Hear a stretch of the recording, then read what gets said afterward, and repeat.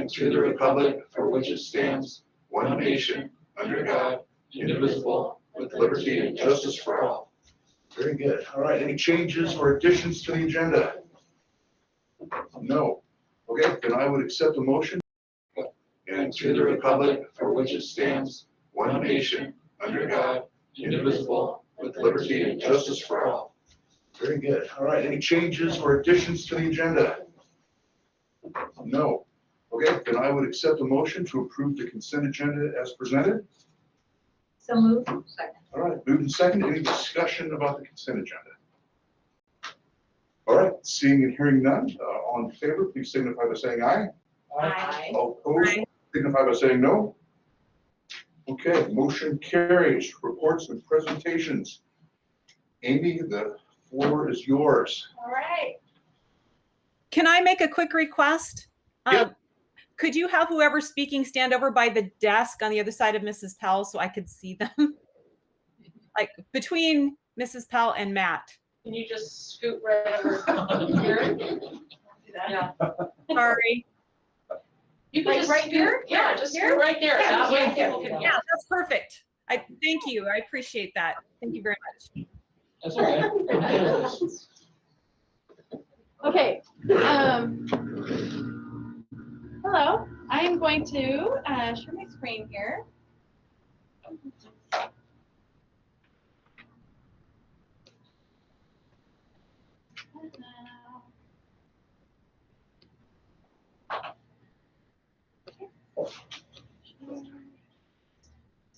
Okay.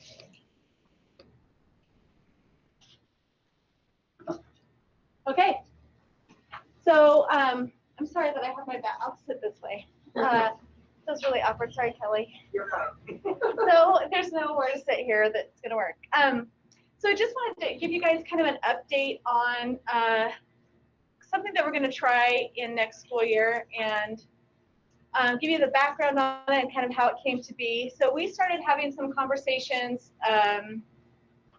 Kim and Jana and Kristen and I, and back in the fall. You know, we have just that great partnership with Grad Alliance for our 11th and 12th grade students that are, you know, I mean, we've got some right now that are trying to drop out really hard, and we've got other alternative programs with technical high schools. We've got just lots of options for kids as they are in their 11th and 12th grade years if our system is not supporting them or they've got other, you know, other life goals. And we have had a pocket of students that, and in some cases, they never even enroll in the high school. They just come into our district and they enroll in the Grad Alliance ALE. Either they have a sibling or they know somebody. And so these are kids that are just kind of separate from us that we haven't even really had a chance to work with or support or do anything. And so that was initially what prompted this conversation in the fall. And then as we got to really kind of talking through our K-12 system, and you know, I have the unique lens, as you guys know, of having been at the elementary and then being at the high school.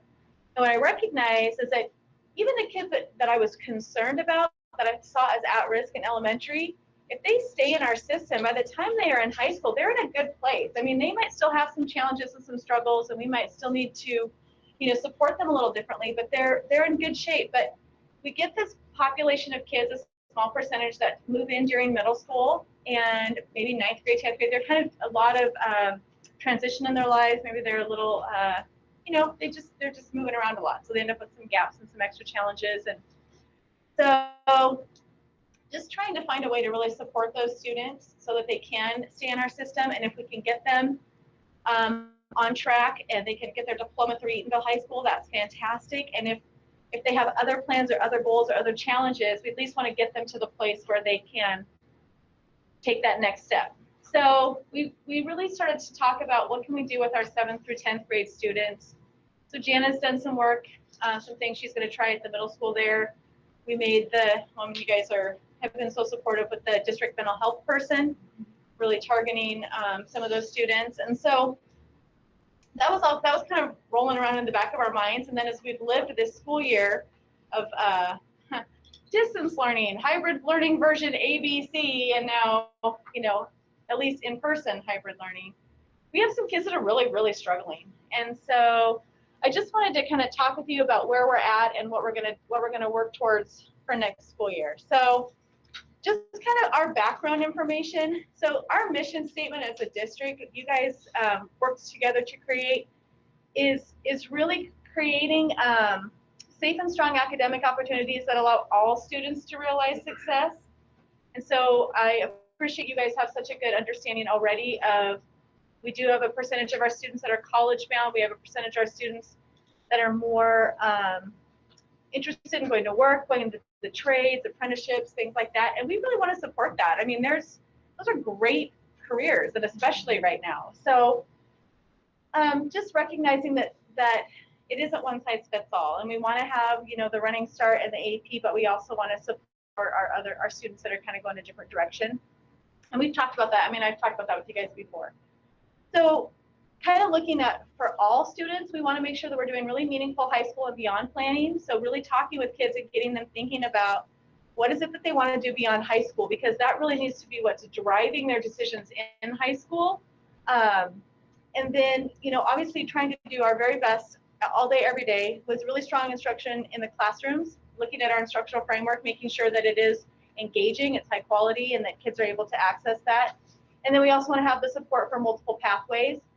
And so kind of our problem of practice that we're in is looking at our 9th and 10th grade students. And I'm talking specifically for next year, our next year's 9th and 10th grade students, so this year's 8th and 9th graders. How are we going to better support them so that they can stay on track to graduate with us? Or how do we set them up so that they're in a good position to have access to additional programs? So that's Running Start, the Skill Center, the technical high schools, those kind of things. So that's just kind of like our big picture starting point, I guess. And so this is the bad news. I'm sorry to tell you it. Sorry to show it in white and orange there. So if you look at our rate of D's and F's, so the column on the far left is 2019. That's about 14% of our 9th graders had D's and F's.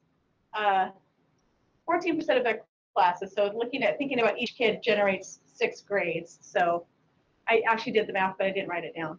So we wanted to tackle that. So last year, pre-COVID, we did a lot of work with our 9th grade teachers, a lot of work with our 9th grade advisory team. Jeff Olson leads our 9th grade advisory team and does a really, really good job with just leading those other teachers and supporting 9th graders. He's been in that role for a while.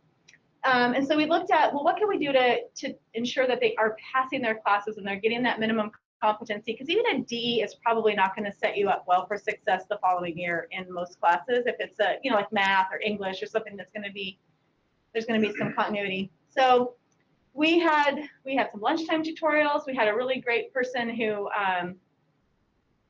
was in the community who was a math teacher, math person. And so he was coming and doing lunchtime work with kids for math. We voluntold them to go there, you know, but we had teacher tutoring. We were really working hard during advisory sessions. We specifically targeted, like we'd have a grading period, and then we would have 2 or 3 weeks after the grading period where we would have the kids assigned to a specific teacher, because they're not great at, especially in 9th grade, they're not great at saying, oh, I should probably go talk to X teacher to get some help. They just don't do that. And so kind of setting up those structures where we were, you know, you need to go here. And then I say no opt-outs, but I would like to say that was 100%, but we really pushed on kids that if there's a major assignment or a major assessment, you don't get to not do that. You don't get to not turn that in. That we're gonna nag you and make you come sit and do this until you get it done. So teachers can't even help you if you don't turn anything. If it's an essay or something, if you don't turn anything in, they've got nothing to even go from. So we actually had some success. So last year, the rate of D's and F's was dropped to 7.5%. So we really cut that in half. And we felt like we were just starting, like we were just trying it. We were just targeting smaller groups and really wanting to kind of jump forward on that. But then COVID hit. So now we're looking at, and I looked at the 8th grade data too. So you look at this year's 8th grade and this year's 9th grade, both of them have about 22% of the students have D's and F's. So that's a significant jump. And that's, I mean, think about a quarter of our kids, just about, that's a concern. And so we really wanted to come up with a solution for next year. And we want to get them on track. We want to make sure that they have the academics that are, they have that solid foundation. But then also, what are those other skills? Like if they're getting D's and F's in their classes, why is that? Is it they're unable to manage their time? Are they unmotivated? I mean, what is it? There's a lot of things going on in kids' lives right now. So just trying to support that 360 degrees around them. So we recognize that we have over 20% that are there. We know we're seeing a lot of kids struggling with executive function. We've actually had kids talk about, and kids have verbalized, yeah, I used to be this and this, and then I just don't have any more energy. I don't have any more motivation. I think sitting at home, some of them on their beds all day. I mean, honestly, for 12 months almost, it was a week shy of a full year before they were back in school. So they are out of good school habits, and so trying to rebuild those. We've had a lot of mental health concerns pop up, and then there's just a lot of other personal challenges in families, and you guys know, I don't need to tell you. So the other thing we've noticed is there's a gap in school connectedness, and we have had a really strong student leadership program for years, and you know, we have a really good group of leaders, but that number is shrinking. And we ran ASB and class officer elections here 3 weeks ago. We didn't even have candidates for all of the positions, and so that's a gap. And looking at kids, there are kids that have been athletes, traditionally been involved in athletics, that don't want to, and who can blame them? They don't want to play basketball in a mask. They don't want to play soccer in a mask. They don't want to try to do all this stuff, and so then they pull away from that, and that is that's a hard thing, because we know kids do better when they're connected to school. So Yeah, Amy, yes, see real quick there. yes, Last week when Grace and Carl were on the news, yes, Grace mentioned in one of her answers, I think he asked just, what's it like now that you're back in school? And she said it's really weird still, even now, the kids are not talking to each other. that's true. Classes are really That's true. quiet. And is there something we can do? I mean, you hate to go there, but can we encourage some just conversation in classrooms? Or it's really interesting, because before we even came back in person, we went and visited White River High School, and they'd already been in person for since December or something. I don't know when they went back in person, but they'd been in person for maybe a month by the time. Yeah, they'd been in for a while by the time we visited, and they said the same thing. They're like, oh, it's so weird, kids are so quiet. And so we've seen that same thing, and it's an interesting, we talk about class size all the time. Well, there's a high end that's not good, and we've learned there's a low end that's not good. It is really, really hard. Our teachers are not, our classes are not set up for small group instruction, and it's very awkward. I mean, I was talking to one of the math teachers, and our math department has been dynamite at asking, the open-ended questions and really getting student talk and kind of that inquiry-based approach, where you've got small groups, but when you've got the way the A and the B groups fall out, and sometimes the classes are really awkwardly small, and it's really going to get a conversation going. I was talking to Mike Moeller. You guys have been in Mike Moeller's class, and he's an entertainer, and kids love his class. And he was telling me, oh yeah, his first period class, the A group is super quiet, and it's just the mix of kids that just happen to be in there. And his B group first period is very loud. My own child's in the class, so they're really talkative, and they really, and it's just hard to get that. There's not enough of a variety in the class to really kind of get that momentum going. So I think as we come back in the fall, we have more kids in there. I think that's going to help. I think I do actually think that having a mask on is psychologically part of that. I mean, I don't know, I'm not a psychologist, but it seems like it is. There's just kind of I don't know, they don't want to have to talk so loud, they don't have to repeat themselves, and Well, and I will expand that and say that we're also seeing that in the elementary and in the middle school. So, and I think that adults, we're just getting very used to it, right? But children, especially younger children, they do, it's the whole face. Yeah.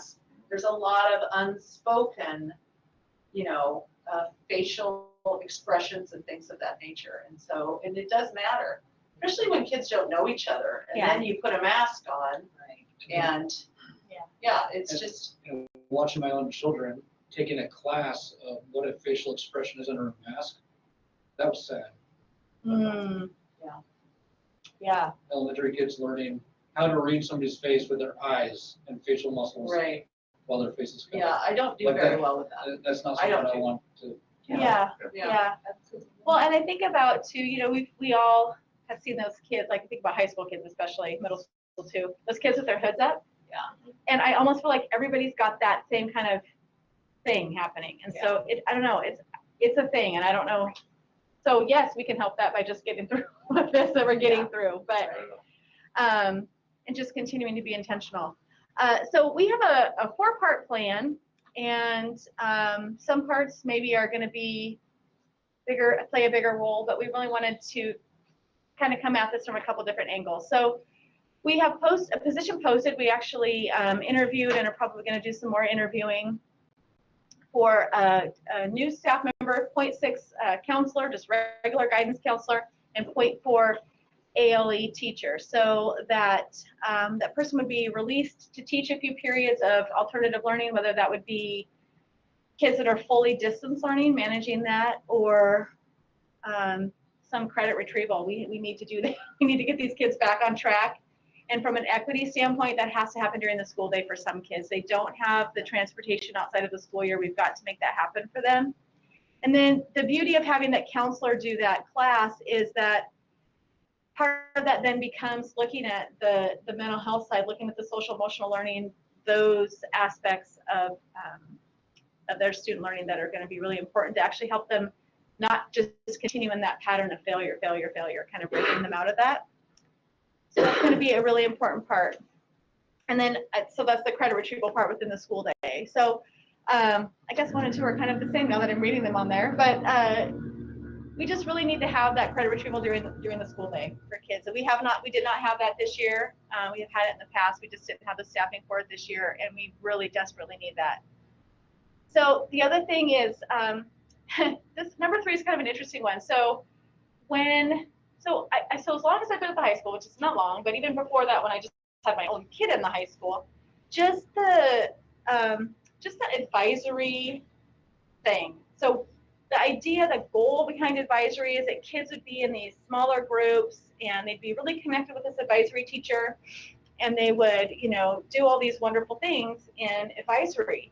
And so then we go into COVID. And it never really quite worked right. We didn't really understand, like, what is it? What's missing? And we went into COVID, and we relied heavily on our advisories last spring in terms of teachers actually making phone calls to kids, because remember, we weren't even doing live instruction or anything. So come back this year, still trying to have that advisory structure. And what we finally just had this little aha moment is that, and we actually know this, but building relationships in schools, it doesn't just happen by itself. It happens in the context of the work.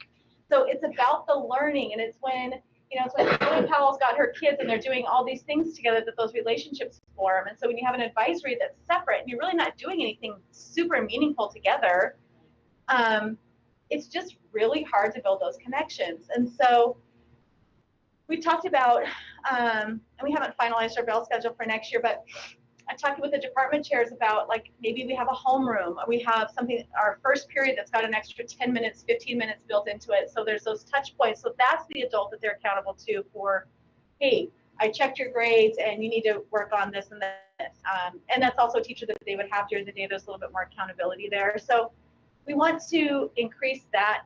They need to have another adult that they are already in relationship with that's going to hold them accountable for their school performance and their school connectedness.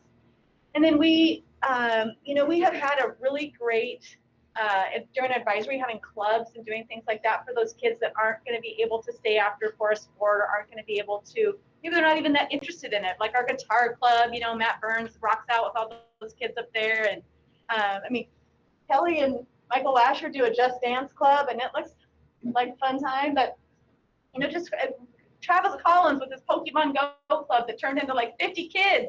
It was crazy, but just giving kids an ability to connect around something in the clubs, and then really also encouraging. We got to get reinvigorated with our Knowledge Bowl and some of these other things that we've just lost over the last year and a half. So that's going to be a priority. And then thinking about that student leadership, I was just talking about, you know, we haven't had a leadership class in 2 school years, and we really relied heavily on advisory for that, and that is a gap that we need to fill next year. So Tira Hancock, you know, she's one of our ASB advisors, and she was able to, Kelly was great working with her on that, to get a CTE certification for leadership. So we can actually have a leadership class. It's a CTE class, which we have to have with 424. We can't have just these standalone elective classes. Kids just can't fit them in their schedule anymore.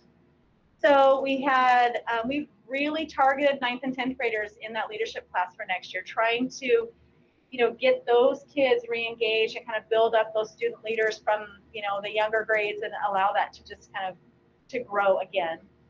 And so Tira's got some, I mean, you know, the beauty of a CTE is there's a little bit of extra money that goes with it besides just regular ASB. And so she's got some really high quality training and things that she's going to bring in for those kids, and really focus on action planning and what can they do as student leaders to make the school what they want it to be, what it was, and even more.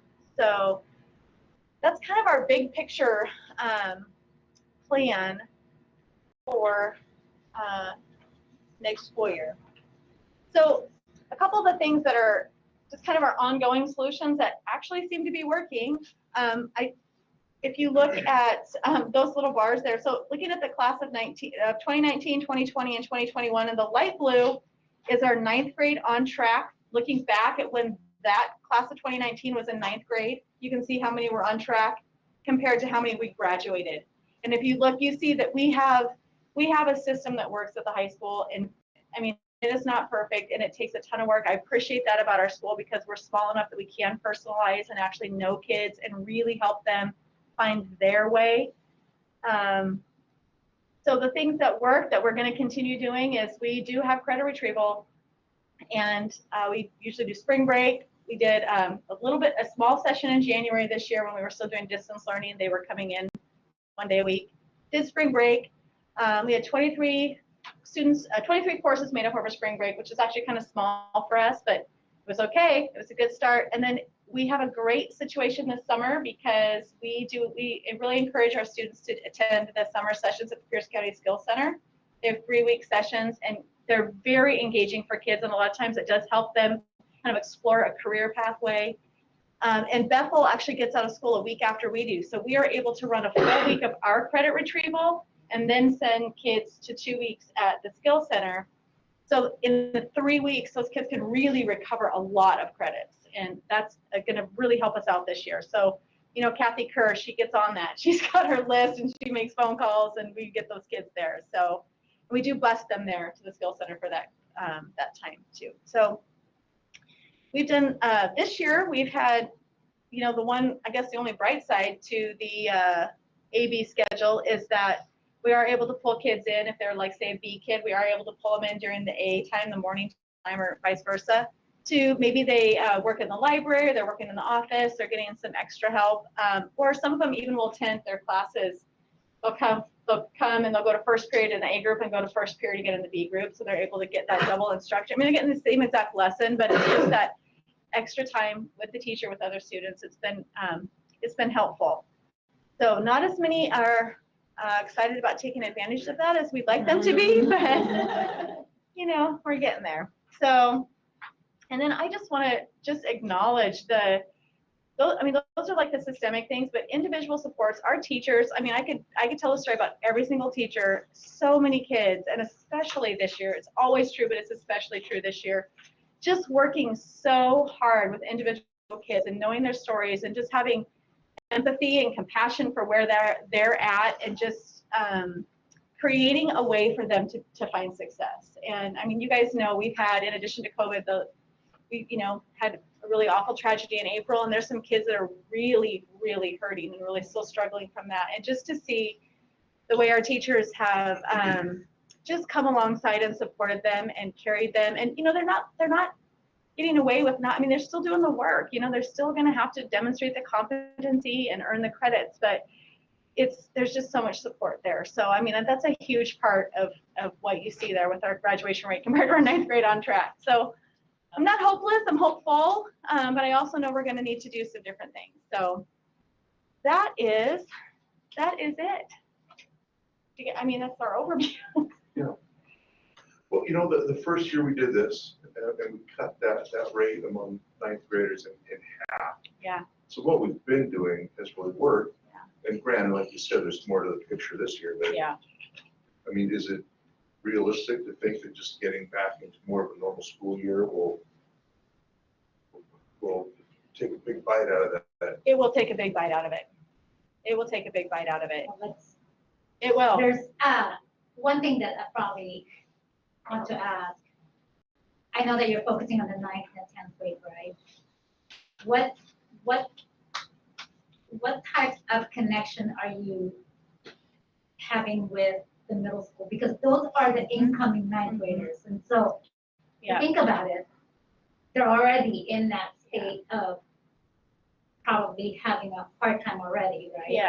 What is that connection that you guys are doing between middle school and high school to get them really connect with? So yeah, no, that's really good question. So one of the things that we've worked hard at is with the athletics, and I know that because middle school's doing the intramurals, and we've had high school students going down and helping, which has been really great, trying to make those connections. That's honestly, that's been the best way, because we need something outside of school. I mean, at least for right now during the school year. One of the things that is, okay, this is going to be some crazy. If you've heard about the draft. I know you have heard about the draft. So Gavin Kralik is kind of a genius. So he just has really felt like with all the rules and regulations we've had to follow this year, we've lost some of the fun. And part of what kids need and get out of athletics are those relationships and the fun and all that. So one of the drills, it's kind of based on a drill that they do in football. So he's created this game called flashball.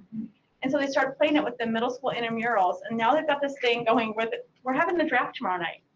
We're having the draft. There's the Seahawks, the Raiders. I mean, this is a huge thing. It's huge. So it's just like, it just sparked all the kids, just like, they're so passionate about it. They're so excited about it. It's just energized. And the great thing is, it's the incoming 9th graders as well. So, and the way that the teams are going to work is there'll be a couple of kids at each grade level kind of on each team. It's going to be really, really positive to just get, that kind of kicked off. And then we're going to work with, we've talked with Michael Cezak down there with the leadership kids down there, and that's part of how we're building our leadership, our 9th graders into that class. And, we're going to just have to start off in August with our orientation days and just work through our advisory and kind of connect in that way. Mary Ann Baker was down at the middle school. She spent 2 full days in Amanda Silver's class. Amanda has all the 8th grade talking about high school, and that was one beautiful thing because the classes were so small. She was really able to talk with each individual kid, kind of getting them set up, and she had put together a presentation ahead of time just talking about, hey, grades count, credits matter, just kind of setting their minds around that, and then to work with individuals too. So those are some of the things that we've done. I feel like that's still an area that we want to, and that's what Jana and I have talked about, trying to do more. This is just a hard time to try to do more. Yeah, and I think that's where that could, I want to piggyback on Jeff, is that what is truly a norm might be a new norm for the kids. Yeah. And really thinking about the social and emotional learning for them. Yeah. It's really hard to get them back. A lot of them are just, they're math fatigue and just wanting to just, but at the same time, they're also afraid, what is the new norm next year? Yeah. Well, and so I'm just going to interject and say, you know what? It's going to be 5 days a week, and it's going to be different than this year. It's not. I mean, they're going to go to school 5 days a week, all day long, and Well, there's where there's a will, there's a way. We can talk about math, but there's a difference of coming 5 days a week, but the engagement piece of that is still what's missing. So you can make them come 5 days a week, but if they're not engaging, I think that's where this absolutely. thing will really help with that. Well, and teachers, I mean, that's their skill, right? I mean, that's the positive about Eatonville School District. At all level is that the teachers really create classrooms that are engaging. And yes, is it a new norm? Right now, we believe that we're going to be masked, and right now it's 3 feet. Yeah. Right? It don't could know. be different. It could be different. Who knows? But you know what, it's not like the staff, they know that, so they're planning for that. Well, and here's the other thing that we learned. I mean, yeah, when you have to suddenly teach everything that you normally teach in half the time, which is really what we've dealt with all year, teachers have already been so thoughtful. I mean, that was like the heavy lifting that we did in August and September and October was, okay, so what are we taking out? What are we not doing? What are the things that have to stay? What are the essential activities, and what are they doing? What's the important thing? And so, and we're kind of okay. I mean, it's surprising how well it's gone. I mean, it's not, there's no one, I'm not going to say where we're always supposed to be, and it hasn't been the same, the depth hasn't been there in some cases, but coming back then full time and doubling that time, and we're building things back on, I think we recognize that we do have the time, we do have the space to build in some more just for fun, just for the engagement, just for, and I mean, I've watched teachers do that coming back in person too. I mean, Tira Hancock had decided probably about 3 weeks ago, she's only doing labs. Those kids are just doing labs right now because they love that. They're super engaged in that. And she's like, they're done looking at screens. They're done reading. They just need to have their hands on the science. And Ian Vaughn, same thing. They're just into doing the hands-on. So additional instruction is gone. And I think we need to have that non-traditional instruction that we're going to use. Yes. Yeah. We've all had too much Zoom. Yes. Too much. Oh my Too goodness. much. So, and I guess I want to say too, just because when you were starting asking your question, I was thinking you were going to ask a different question and made me think of something. So sorry. I just want to add on, there is something, and Mary Ann Baker told me this when I came to the high school, and now I realize that she's just like the smartest person ever. So there is something magic that happens between 10th grade and 11th grade. And so by 10th and our 11th and 12th graders have ridden this storm out so much differently than our 9th and 10th graders have. And they're really in a better place. And they've had some hiccups, and there's a few kids that have struggled, but for the most part, they've had the maturity, and plus the end is in sight. Like they can see beyond graduation what they might be, thinking about doing in the future. And they're in a better spot. And I think that that's really why we worry about those 9th and 10th graders. We see in our 9th graders that they act a little bit like 8th graders in some ways. So they haven't really made that shift like, oh, hey, we're in high school now. And, they'll get there. Well, that's a good point. I've got a freshman, so I have lots of freshmen cycling through my house. And that is something many of them have said, is it just feels like 8th grade 2.0. Yeah. I mean, Grace, she says all the time, I'm not even sure what high school is supposed to be like. Yeah, we've I'm had pretty no sure this pep isn't it, assemblies. but Yeah, I mean, they the don't things know. that we didn't get, that's the little things that kids are like, yeah, we're in high school. We just haven't had those. So we'll get them back. We'll get there. Well, we will. And, we've mentioned engagement a lot, and that's really what has made all this work. I mean, you just don't get the improved numbers and the graduation rate without the teachers just inventing ways to bring kids back in. So, and that's one real beauty of our size. I mean, I don't think bigger schools can achieve what we have because they just can't get that personal with kids. I love every year we know, who did graduate and we know why. And so I'm not worried about the engagement. We'll definitely we'll find ways to get them back in. So awesome. Thank you, Amy. All right. Any other questions? Any other questions or comments? I would be more curious about the advisory piece of that. So what that really looks like, the structure of the advisory. So Well, that's a work in progress. yes, We know we're changing that's it. why I said I'm looking forward. Yeah. Yeah. If I could comment real quick and just say, fantastic job. I'm so impressed with how reflective you are and the great work you're doing for kids. I love that you're tackling the advisory piece and that you're really looking closely at data. I think we have a great team all the way around. You guys are doing a great job. Thank you so much for your presentation. Thanks, Rhonda. Thank you. Okay. Thank you. Kelly, talk to us about CTE. All righty. Sorry, this cottonwood is killing my allergy. You know what? It I is get me it. as well. I have I know. Tuesday or tech day and it's still not doing it. I'm like, oh my gracious. Been a while since I've done this. It That's was so like true. second nature for quite some time. Okay, so what am I doing here?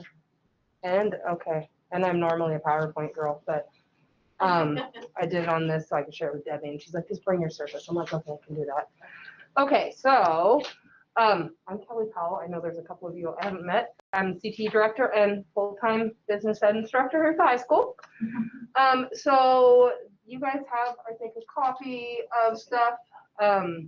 And so there's a document. I don't know if she printed a document or just my PowerPoint. That looks like the PowerPoint. PowerPoint. Okay. So there's a document that we submit every year with our Perkins application. Perkins is a federal grant that we get.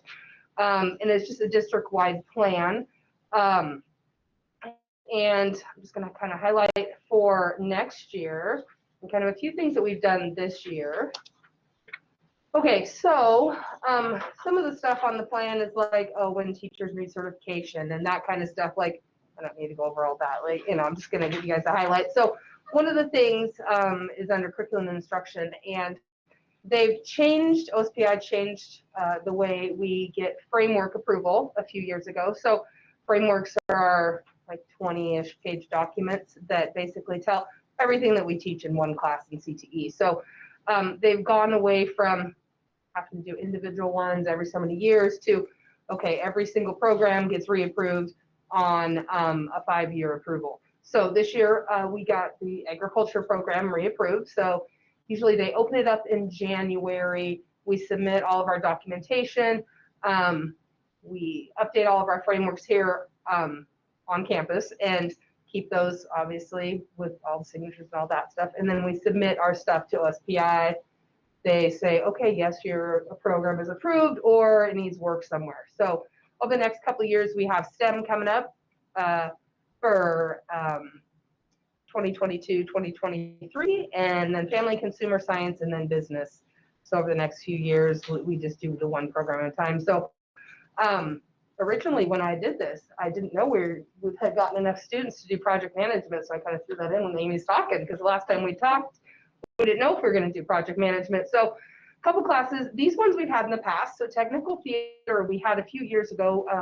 Those of you who've been around a long time know who Dawn Elms was, and she taught that. They kind of do all the behind the scenes stuff. And so when we were doing framework reapproval, I'm like, well, we've got this. I'm not going to let this framework lapse. So I'm like, we're getting it reapproved even though we don't teach it. So it made it very nice when Amy was like, oh, well, can we see if Elise can teach this? And so we've gone the process of getting her CTE certified, and she's going to start the classes this summer and stuff like that.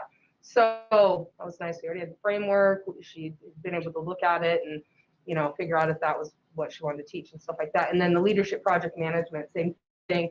Mr. Malad and Mr. Hunke several years ago kind of team taught.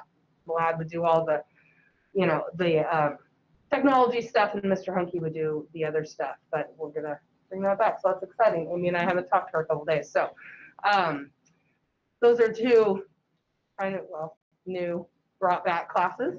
And then something else, actually, I was working on it today. We are getting new finance curriculum. Mine was like 10 years old. The books are kind of a little outdated. And so I've been working with Diane to pilot that over the last month or so, which was great. So I was working on, you know, getting all the stuff situated to present for the curriculum adoption meeting coming up here. So that's exciting. And it was nice to be able to get the stuff in the spring. I've been, you know, looking at all the units and getting my framework matched up and all that kind of stuff. So very similar to what I've got now, just much more updated information. So it's not talking about, you know, paying for text messages and stuff like that.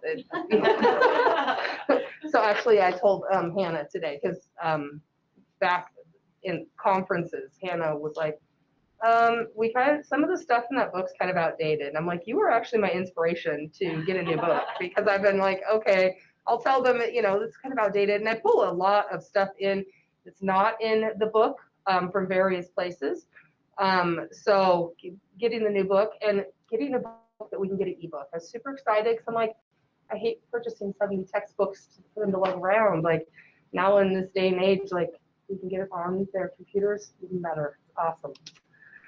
Okay, so planning. So over the last couple of years, we've partnered with Bethel School District for our advisory groups. and Paulette's been to a couple of the meetings.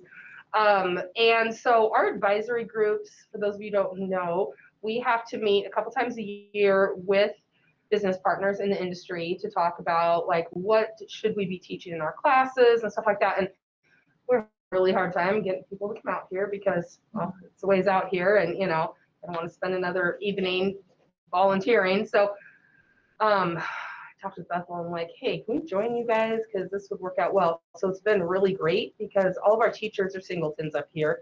And not only can they talk with business partners, they get to talk with the teachers and stuff like that. So that's been awesome. So we're going to continue that. And actually I met with them today. We're doing another part of our Perkins document is called the CLNA. And so we've partnered with them and the Skills Center to create one document. So we were looking at some data today that I was having problems. Oh, it hadn't updated on OSBI. So we did a Zoom call and got it all figured out. And I'm like, yay, we can finally finish this document for the year. So other things we need to look at, certifications for students. So currently we have Microsoft certification, which is in my Microsoft class, and then my TAs also. This year I didn't offer it though, because being on the Chromebooks, they've only been able to use Office 365, and the test is on the full version of Office. So super excited to go back to desktop computers next year. And I'll talk in a minute here about updating my lab because I want to put 2019 on there for Microsoft. So we also do first aid and CPR. So in Ms. Burgess's class and her health class, and then Ms. Hancock's class, they're both first aid CPR certified instructors. So they're doing that with their kiddos. And then the food handlers cards in all of our food classes, they have to pass that test before they can cook. So that's nice.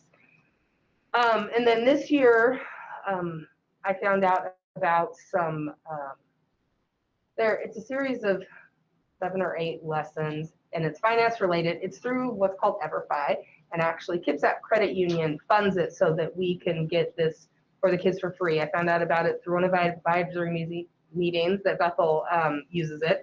So I got in contact with them, and it was great. It's like, you know, just kind of mini lessons and stuff like that, and then they get a nice certificate at the end that they can put on a resume or put in their senior portfolios and stuff like that. So that was new this year. So just continuing to seek out any kind of certifications that we can get for kiddos, because it's like anything they can get on their resume, especially with us not having a big job opportunity up here, just getting them anything that can kind of give them a leg up. So and also we've been focusing a lot on professional development for our CTE staff over the last couple of years.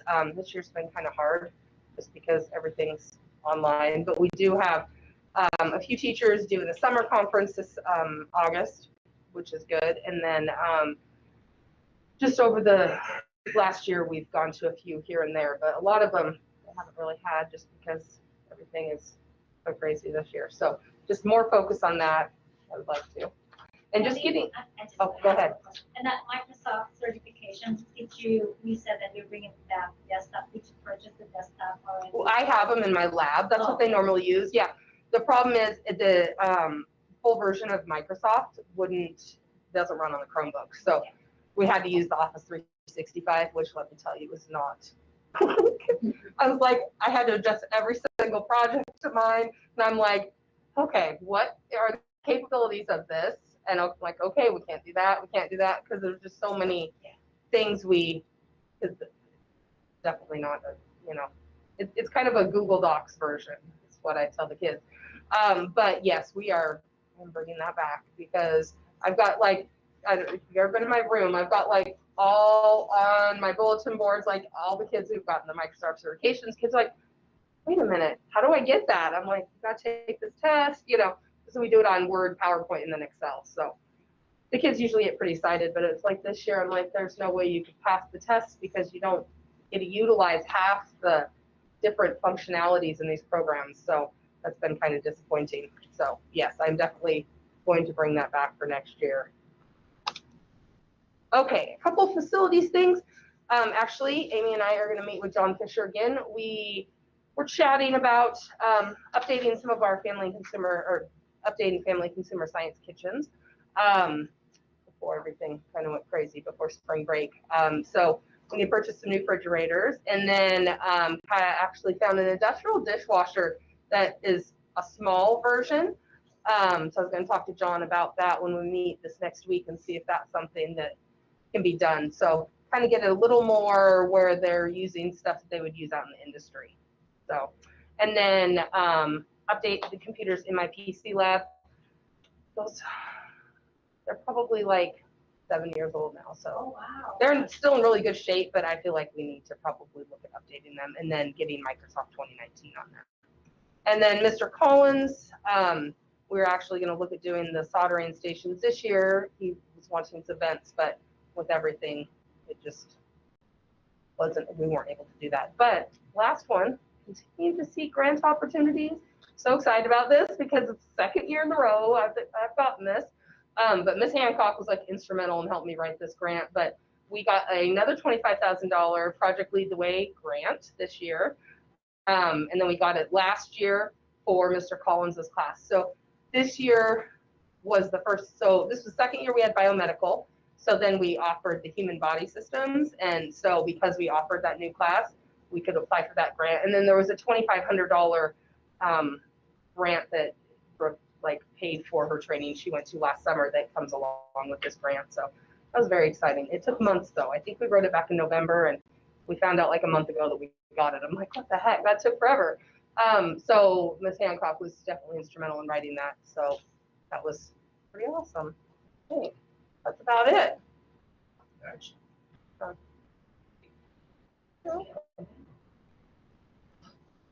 Any questions or comments?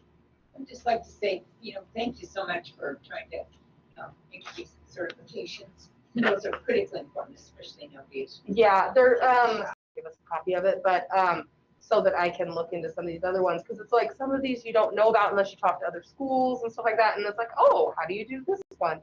So that was the reason I found out about the finance one. So it was pretty exciting. Yeah. It's an impressive group of classes, I think. Thank for you. the size of our school district. Thank you. Yeah, we've been adding several. It's been super exciting to add more teachers and yeah. And an outstanding job going out and finding partners too. That's, I know Bethel's been a huge help. Yeah, that's very nice. Just because with them being so much closer to town, people tend to come more. So Very good. it's been nice. Thank you, Kelly. Thank you. Can I just add, Kelly, thank you so much for the great work you're doing and to all the teachers who are willing to take on that extra responsibility of getting their CTE certification. That is really showing that our teachers, all of our staff is going above and beyond. So thanks for that great work. You guys are champions for our kids. Very good. Okay, so Dorothy, I see you on the screen. If you're ready, we'll turn the floor over to you. There you are. Oh, there I am. And I'm going to try to show my PowerPoint. I'm pushing the present now button and hopefully that will work. I don't know though. I've not done that before. Nope. So hit present and then you'll see, and then hit your screen that you want to show. Click on the screen that you want to show up. Do you have your PowerPoint presentation up? It should be my entire screen. Would that work? Is that where your PowerPoint screen is? Yeah. So click on, you should see a couple little screens down where you hit present now. Yeah, it says a window, a tab, and your entire screen. But when I hit your entire screen, it puts all of you guys in a little box. Try tab. The tab? Yeah.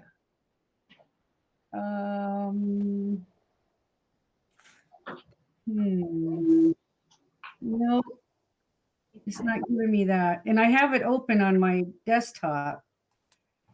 So, or maybe, let's see. Can you see it now? Not yet. Tyler, what do you think? Okay. Dorothy?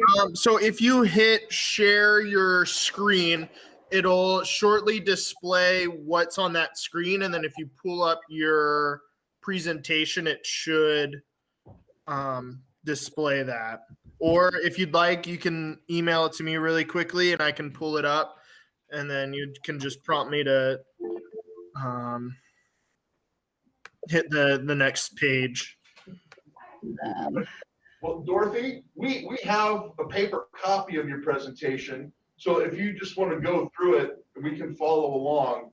Well, I did send it to Debbie. Okay. Would Debbie, can you forward it to Tyler? You're more tech savvy than I am on that. Can you? You just sent it to me, or are you talking about the one you sent me a couple days ago? The one a couple days ago. Let me see if I can find it.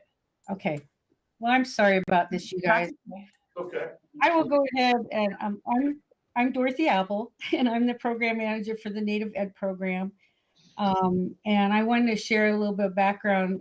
In 2013, I sent an email to Creston and asked her if she would be interested in the Title VI program. And she answered yes, obviously. And so she, I want to thank her because she's the reason we have this out there in Eatonville. And in 2014 was our first year. And I started out with 26 students. And right now we have 53 students enrolled in the program. We have another 30 students. So when I first started out there, we didn't have any kids identified hardly as Native students. Now we have over 90 students enrolled as Native. So there's another 30 plus that have not enrolled in the program. Some choose not to, and that's okay. And then some, choose to. So we'll just keep offering it. The other thing I wanted to recognize too, and to thank Kim Knight, because Kim has been my kind of like my supervisor, my mentor, my support the last couple of years. And it wasn't something she was assigned. She just took it on. And she helped me very much, and I really appreciate it. And I'm going to miss her when she moves on. So I wanted to acknowledge that. I do want the Title VI Indian Education Program, and I really wish I did a good job on that PowerPoint. So I am so bummed that it's not coming up. We have your PowerPoint in front of us, Dorothy. I work good with pictures. So we're looking at your presentation. Just go with it. Okay. And so it is a federal grant. I have to apply for it every year. And this year they revised it. It used to be like when I would finish it and I could print it off, it was 9 pages. Now when you print it off, it's 67 pages and you can't read it. But they found more ways to, challenge us out there in Washington, D.C. And one of the things that I'm responsible for is we also hold a public hearing. And that means meeting with our parents and having them come in and go over the grant with them and have them sign off and approve of the work that I'm doing. The other thing is that a few years ago, I wrote a grant to Nisqually Tribe. And so we still have a little bit of that funding, which I use to provide different various supplies for the program. And I'm trying to think of here. Let's see. I'm there Tuesdays. I work 1 day a week. And I'm based at the high school. I'm in Portable 5 behind North Hall. And it's been a blessing to have a stable, consistent place to work from. And I really appreciate and thank Amy for being consistent and providing me that space. There it is. Yay. Which page are you on, Dorothy? I'm right there where you are. Okay. Just tell me when you want it to move. Okay. So I want to start off with the land acknowledgement. I'd like that we acknowledge and recognize the indigenous people of the Nisqually and Coast Salish tribes as the traditional stewards of this land, and recognize their nations and other nations who have walked this territory and that their ancestors are still here. And that's something that I think you guys probably are seeing more and more in meetings and things like that, is this recognition or acknowledgement of the indigenous people. And we all know that Nisqually is one of the tribes that Eatonville is in that area. So do you want to go into the next one, please?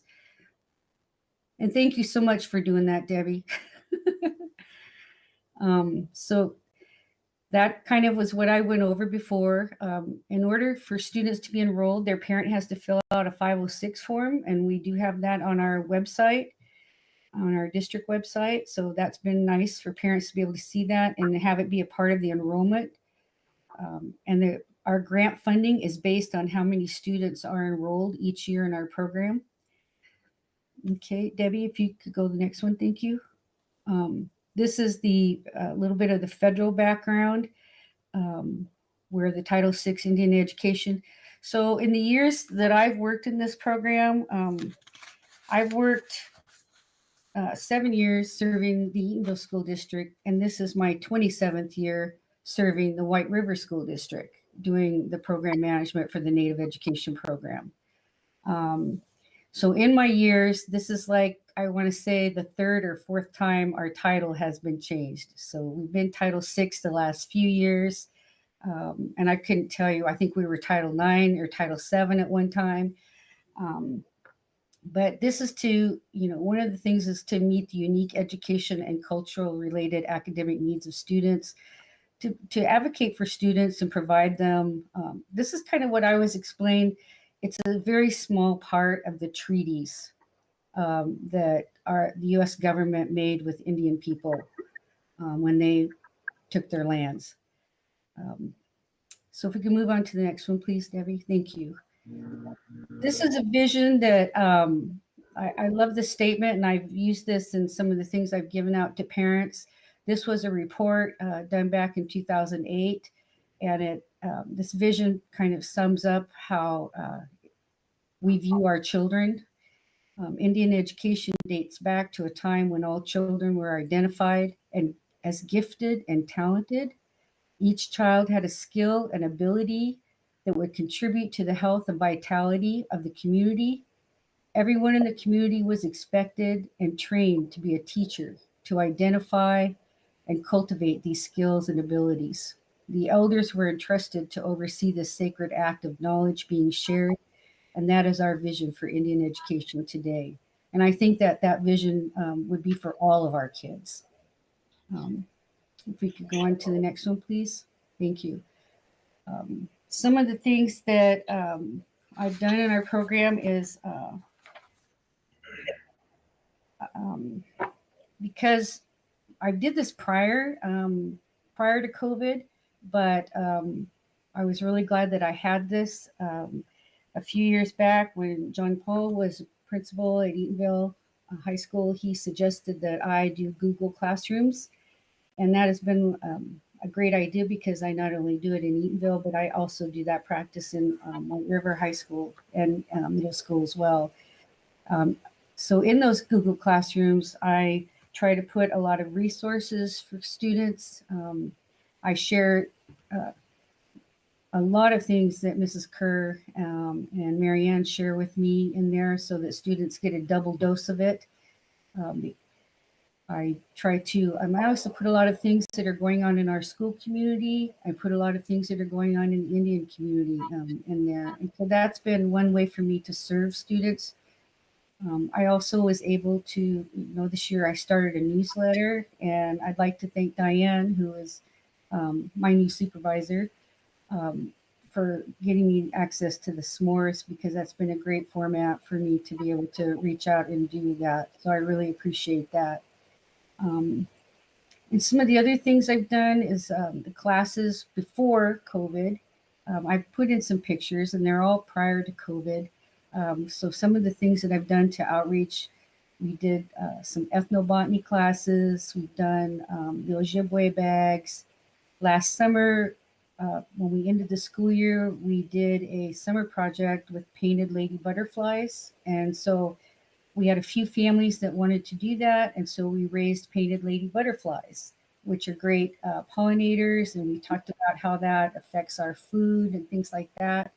This year, we have a few families that, wanted to participate. And so we're doing a Three Sisters garden. And so, again, just learning about how the Three Sisters is a very traditional way of gardening in a lot of tribes, and how the corn, beans and squash all interact with each other and actually help each one be successful, and how it also provides full nutrition for us in eating those. And I'm also, a resource and try to outreach to staff as well. Like since time immemorial trainings, when I get those schedules, I provide them to staff. And next month in June, the Muckleshoot tribe is putting on an effective teaching institute. This is something that they did years ago. And actually I had attended my first year that I was hired to do this work back in the day. I had attended one of those, and it was very, very well done. And so I'm looking forward to this one. And I have invited, because there's money left in our grant this year, I've invited staff at Eatonville School District to participate. And I know that the whole district won't, so I'm not worried about that, but I've offered to be able to pay the $100 registration fee for that if they're interested. Can we go into the next one, Debbie? I think there's the one above that. Thank you. So this is one of our ethnobotany classes where I had a person named Melissa Meyer who works for Seattle Indian Health Board. She's Tlingit, and she works in their plant medicine and health. And so what we did was we learned about medicines that are traditionally native that grow right here. Cottonwood, we all see as a pest. It's actually a very healing tree. And so we made chapstick and healing salve using cottonwood, olive oil, comfrey, and other plants, and dandelions and things like that. So kids got to have that hands-on experience, and we had parents that participated in that as well. Can you show the next one, please? Thank you. One of our parents, David Craig, he came in and taught a drum class for our families. And so he taught us how to make drums in the Ojibwe method. So that was a good experience for the families that came in, and every person who participated was able to make their own drum. And I think the next picture also is another picture of that. So it was fun for families to interact with one another, and then to do those. And they found out how hard that is. It wasn't, people think it's pretty easy, but it's kind of a challenge to stretch that height around that cedar frame. But they did it, and they all turned out really nice. And then the next slide, it just shows, some of the kids where we did some paddle necklaces and butterfly critters. And I think you can go to the next one too, please. I just want to show a few pictures of some of the kids. These are ojos. These are from the Navajo. And ojo also means God's eye. And so, a lot of parents in the Navajo culture, will tell their children that, he sees you at all times. And the ojo reminds you of that. The next one. So it's one where we had done button blankets. I think if you go to the next one, Debbie, please. Thank you. Oh, this was one where we had done coastal people. And then we did an exercise in, showing appreciation to people that matter to us. And then the next one, the next two slides show where we were working on Ojibwe bags. And that's where we were at. We were in the middle of those. So I still have those when COVID hit. So I hope to go back and have kids be able to finish their bag. They got to learn about Ojibwe bags and how that, how they were used in the culture and stuff. And I'm trying to think what the next picture. I also invited Willard Bill Jr. out. This was prior again to COVID. He's from the Muckleshoot tribe, and then Hanford McLeod from the Nisqually tribe came on a different day. So they came out when Marky had asked if someone could come out and talk to her classes. And so both of those people were gracious in their time and came out and talked to students and shared about their culture. And so that's my contact information. And I don't know if anybody has any questions. And Debbie, just thank you so much for doing that. I really appreciate it. You're welcome, Dorothy. Well, thank you, Dorothy. I mean, obviously, you've brought in a lot of partners, and that creates a lot of strength. And to double the number of students involved is that's a pretty tremendous achievement for any program. So we really appreciate the work that you're doing. Thank you. Dorothy, I have a question. Do students have to prove Native American or Indigenous lineage, or can any student participate in this program? They do have to know their tribe. And the feds are trying to, make that tighter and tighter, saying that at least their grandparent has to be registered. The program was never intended for that, and never in the beginning was that ever a requirement. So this is a new thing that the feds are enforcing. So I have been told, and this is what I follow, is that, if someone tells me that they have Native heritage and they know what their tribe is, and they fill out that form, then I honor that, because I am in no authority to question, but they do have to know the name of the tribe. So, Dorothy, what federal office makes those regulations? Is that through Department of Education or somebody else? Yes, it's through the Office of Indian Education, through the Department of Education in Washington, D.C. Yes. And I'm not sure, this is probably the last, I want to say maybe 5 years or 7 years.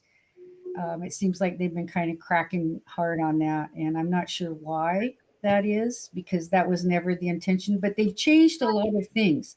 In the time that I've worked in this program, in the 27 years, we used to be able to serve Canadian tribes, because Canadian tribes have the Jay Treaty with the United States, which means that they still have their sovereignty and that we honor them as well as they honor our people. And so they have put a stop to that.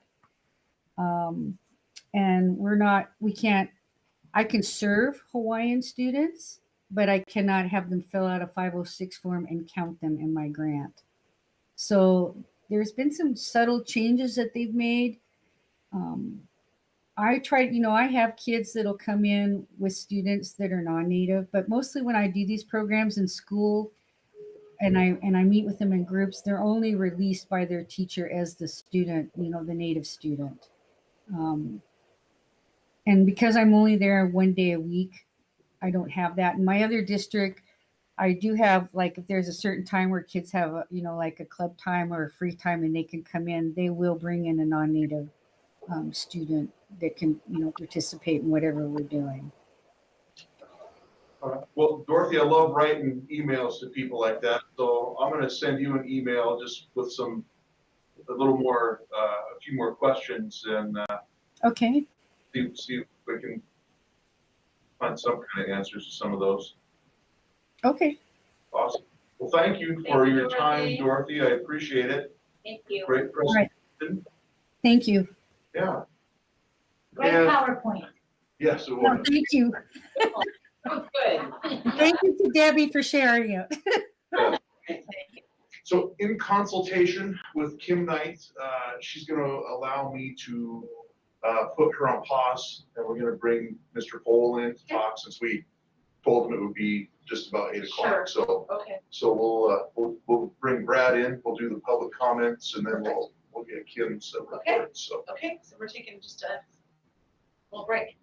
yeah, I guess if we were to take 2 minutes real quick. Okay. Oh, never mind. Here we go. There he is. Awesome. Thank you for coming in, Mr. Pohl. Sorry to make you wait a few minutes, but Yeah. we shuffled some things here to get you in as close to 8 as we could. So whatever you like. Yeah, whatever you- Sit, All right. stand. Yeah, stand. Floor is yours. All right, we're good? All right, I wrote everything out just so I get everything out there. Yeah. Okay. Members of the Eatonville School Board, first, I want to thank each and every one of you for your time, dedication, volunteerism to our schools, our children, and our community. I know at times it can be a thankless endeavor, but your dedication to these things does not go unnoticed. A few weeks ago, I made a video dubbed, "What is your line?" And tonight, after you leave, and in the coming days, I want you to ask yourself, what is my line? 436 days ago, we sent our children home from school and told them we needed 14 days to flatten the curve. We needed 14 days to flatten the curve for a novel respiratory illness that we didn't know a lot about. 436 days later, we now know a lot about this illness.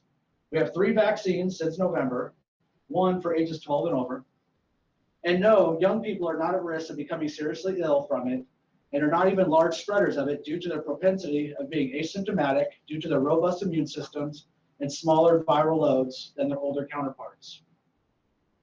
To the detriment of our children, we have gone 14 days to flatten the curve to 436 days to sit down, muzzle yourself, inject yourself, and don't question.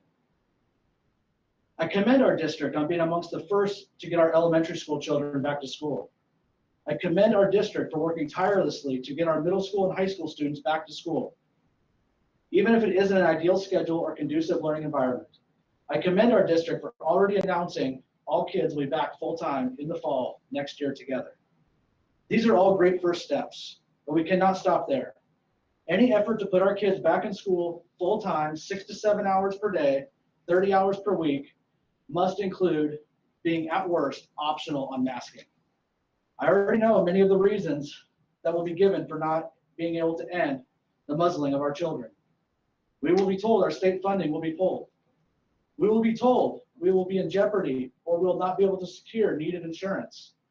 We will be told we must follow the unlawful mandates handed down from the governor through his unelected bureaucrats at the DOH or L&I. We will be told teachers will quit, which will put us in a teacher shortage and force us in a budget crisis. We will be given a whole slew of why we cannot do it, but there will be very little talk about why we should do or how we can do it. To date, not a single law has been passed by our elected representatives in Olympia requiring masks in schools or anywhere else in public. Executive orders and proclamations are not law, even if you take them as such. Tonight, I will be leaving you several letters written to you from various children, parents, and teachers in the district about how lack of normalcy throughout this 436 days has affected them, educationally, mentally, physically, emotionally. That lack of normalcy, while it began with a novel virus, now falls at your feet. Right now, I have staring at me 5 elected representatives. You were all elected because we, the people of Eatonville, have entrusted you with overseeing the education of our children. We did not elect a superintendent, principals, administrators, or a teachers union. We elected you. At one point or another, I personally cast a vote for each and every one of you. Amongst your own school board responsibilities, it states, the school board represents the public interests. It goes on to state, acting on behalf of the people of each community, the school board will fulfill the following functions: responsible governance, creating conditions for student and staff success, high expectations for student learning, accountability for student learning, and community engagement. Reading through all of these and their descriptions, it is clear you, the elected representatives of the school board, are to be the voice of the community who elected you and the arbiters of the district. We, the people of Eatonville, did not elect John Weissman, Tony Chen, a superintendent, administrators, a teachers union, or anybody L&I. We elected you. We expect you to do what's in the best interest of our children, and expecting them to be masked up 6 to 7 hours per day and 5 days per week is not in the best interest from a physical, emotional, mental health perspective. Expecting them to be masked up while performing physical exercise in PE or sport is not in the best interest from a physical, emotional, and mental health perspective. You have the ability to put your feet down and draw a line in the sand and stand with your constituents by your side. We will have your back. We want to work with you, not against you. Be transparent. Tell us the hurdles. Help us help you. I was told today that being here is stupid, and lobbying our board will not fix anything, or will fix nothing. They said I'm advocating to the wrong group. I say it only fixes nothing if you do nothing. Furthermore, we elected you to be our voice to the unelected bureaucrats and individuals in Olympia. I am in here alone, masked up, playing your game, because you still choose to play in this charade. There is a group outside and spread amongst our community who also have voices. Those voices should be heard. From the outside, these closed meetings reek of an attempt to not be transparent to those who elected you. As of today, anybody who is at risk for getting sick from this virus or who wants to have ample opportunity to be vaccinated, this includes teachers, administrators, the community, and you. There's a famous quote, if you stand for nothing, you'll fall for anything. What do you stand for? Are you content with remaining complacent? Where is your line? For years, I have heard from various board members that nobody ever attends meetings. All people do is complain. Well, here we are, and we're not going away. Our children are far too important to remain silent anymore. We're offering our assistance. We want to help you find a solution to what is an important issue. So now the ball's in your court. Where do we go from here? What are the next steps? Eatonville Education Watch is not only about masks. There's a whole slew of issues coming down the pike that we as a community will have a voice in. We will no longer remain complacent or silent. This is our community. These are our schools. These are our children. In closing, I ask you, what is your line? At what point after 436 days do you make a stand? I found my line. That's why I'm here. Where is yours? Are we going to end this madness now? Or are we going to wait for the governor to pass down even more proclamations through his unelected bureaucrats? If you do not stand up now, the next proclamation may be far worse. Do we, the people, and you, the board, set the vision for our district, or do unelected bureaucrats? If it's the latter, then why do we have a board? What is your function? The people of Eatonville are tired of the continued abuse of our children at the hands of people who don't live in our community, unelected bureaucrats, and the unions. I urge you to consider not only opening up school full-time in 2021, 2022, but unmuzzle our children. Our children have suffered enough. Where is your line? Thank you, and God bless.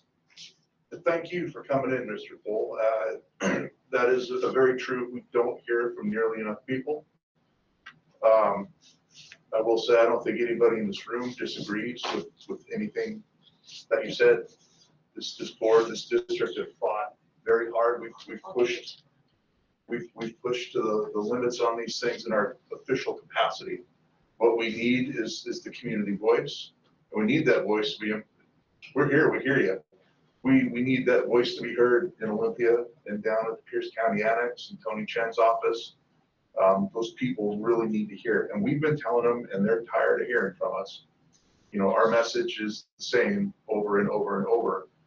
The more public we can get, shaking the bushes in Olympia and down in Tacoma, I think that'll have a lot more impact than our voice does right now.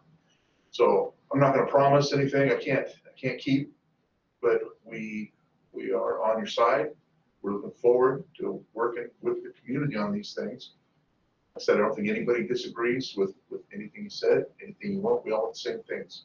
Our kids are in these schools. We're tired of the same things you are.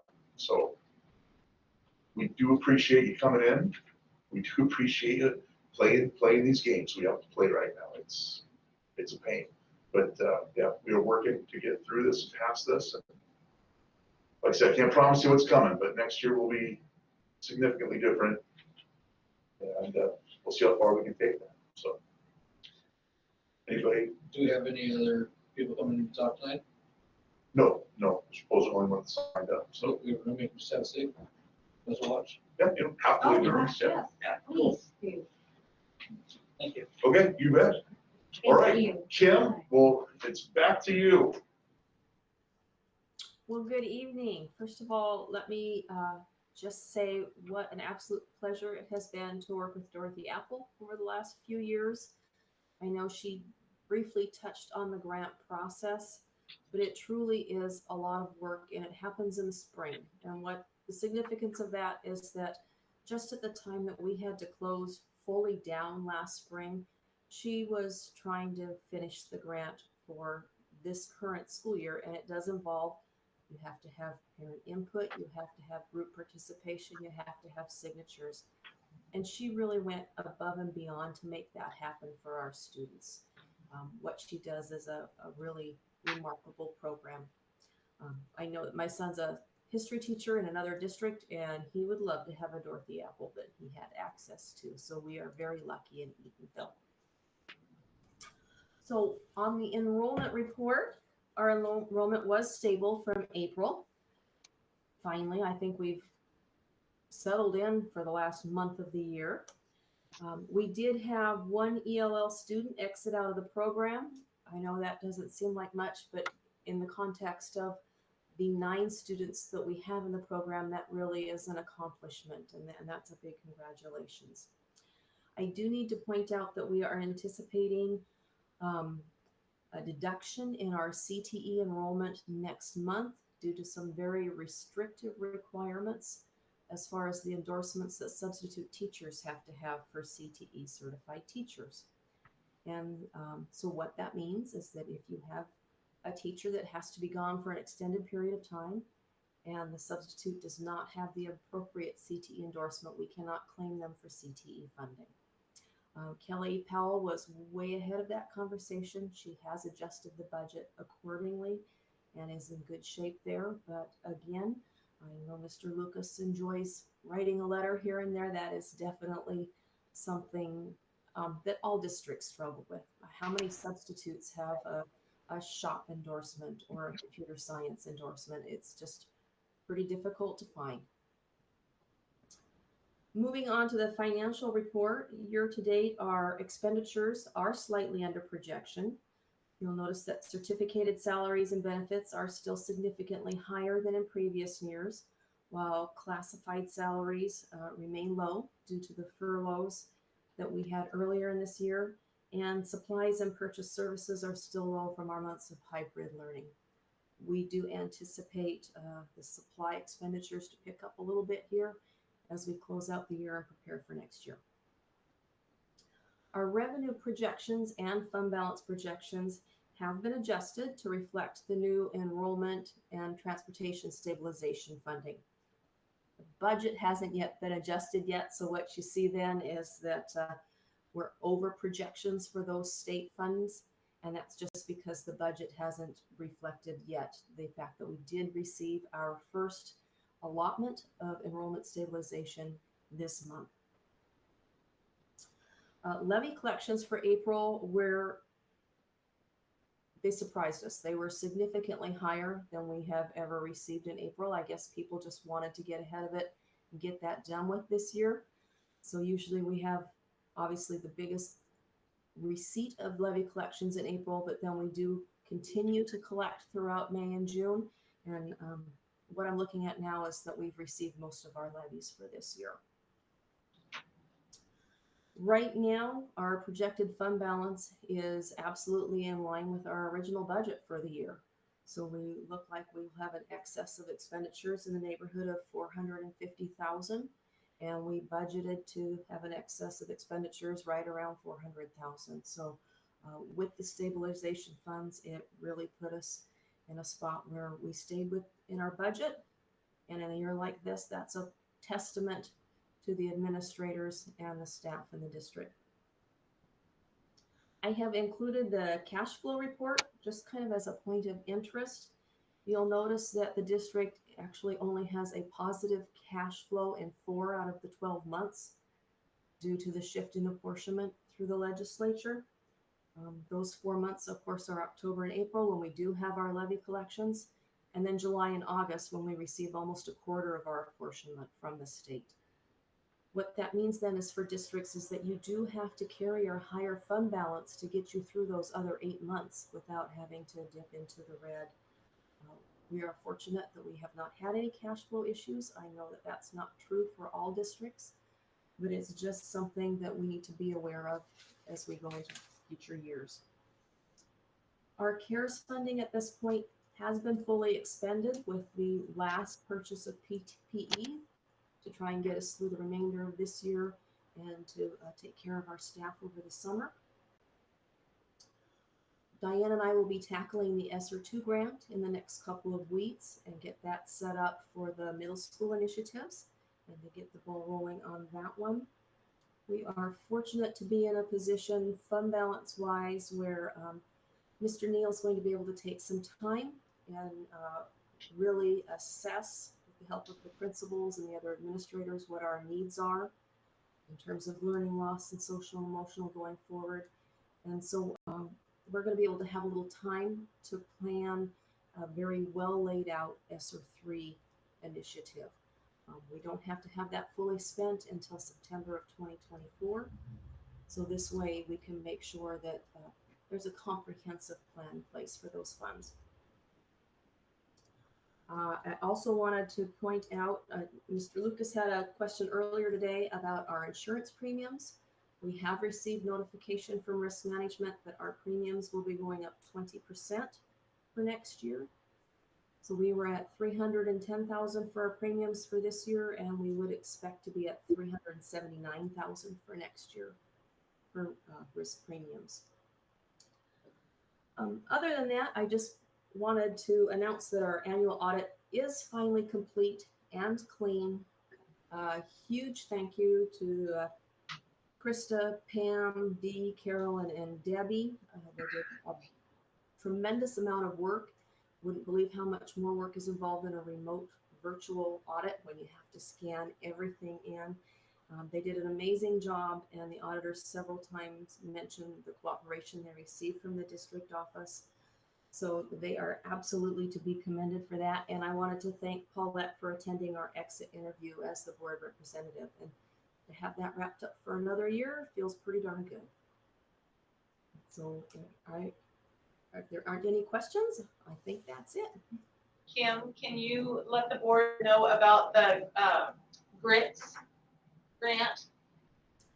So we applied again through the GRUBS program. So we're in a partnership with Tumwater and with some of the tribes through GRUB.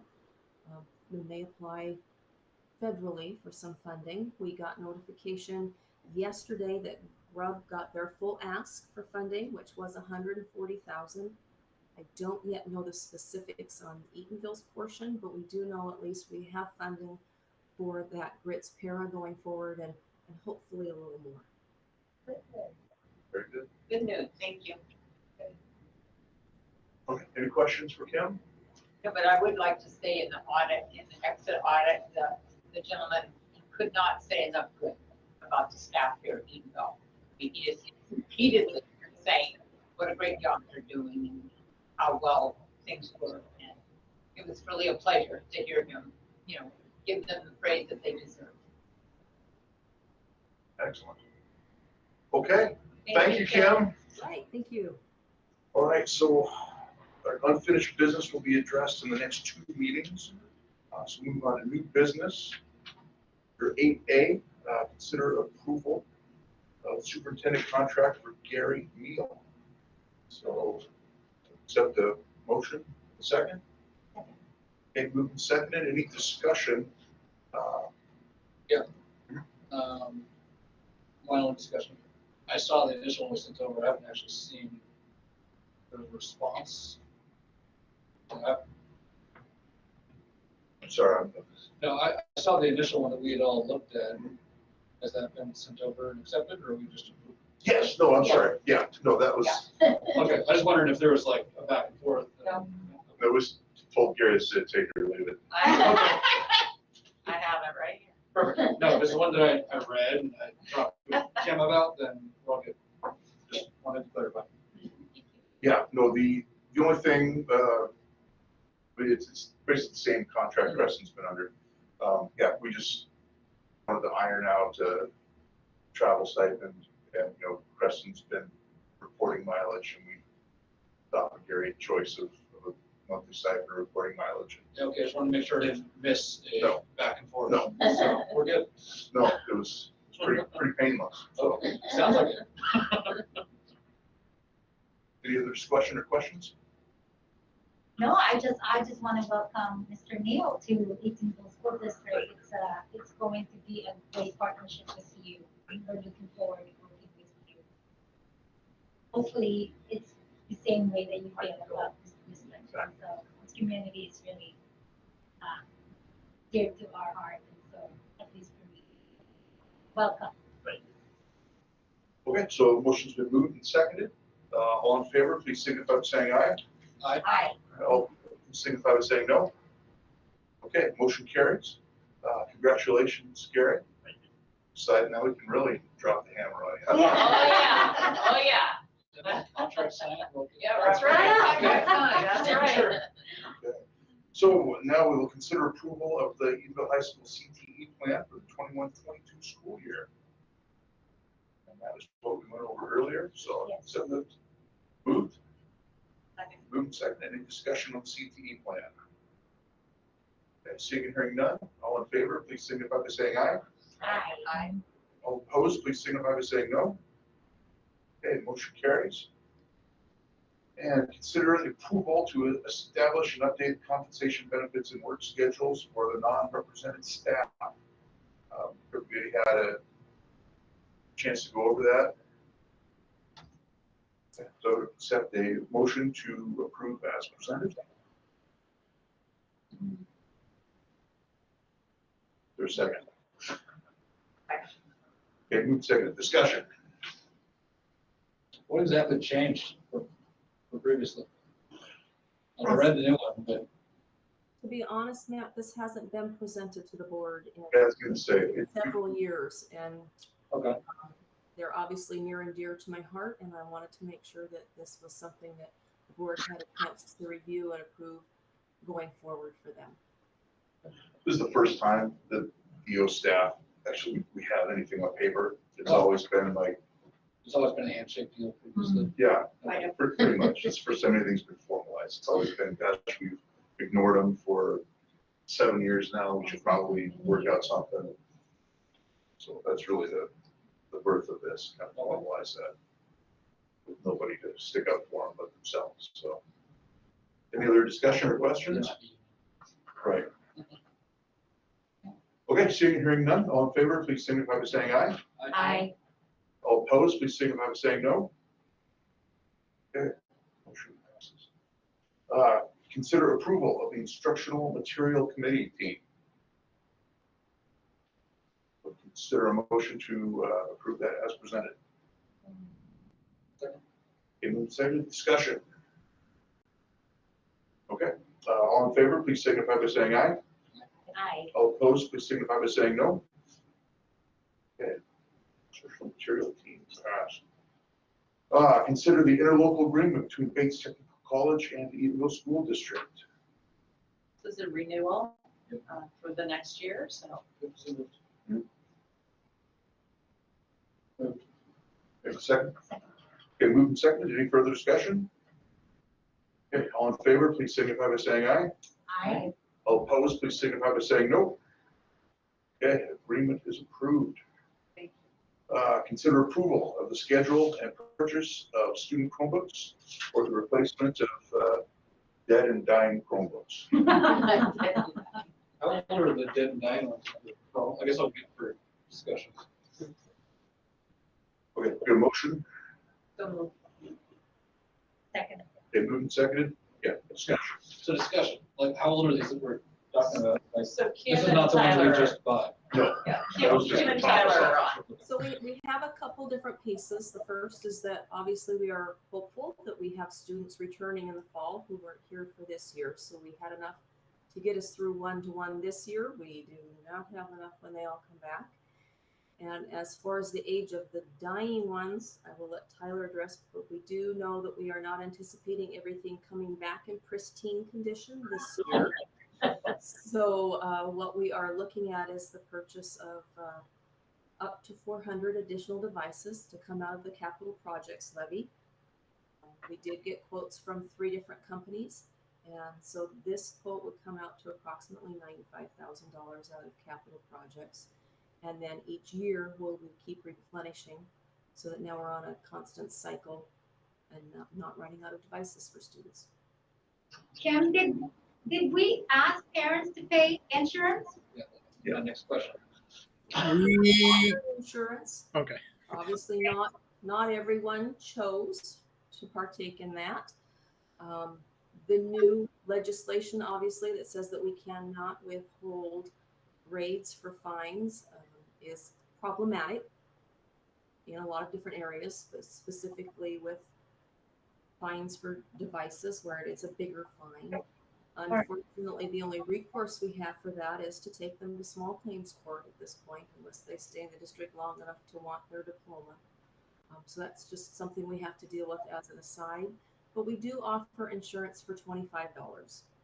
So it's not prohibitive in any way, shape, or form for our parents to have that coverage for their devices. So will that then apply, whatever you have received from the parents, will that then apply to purchasing new ones and replacement? So honestly, the replacement, the fines come into general fund and the new ones will come out of capital levy.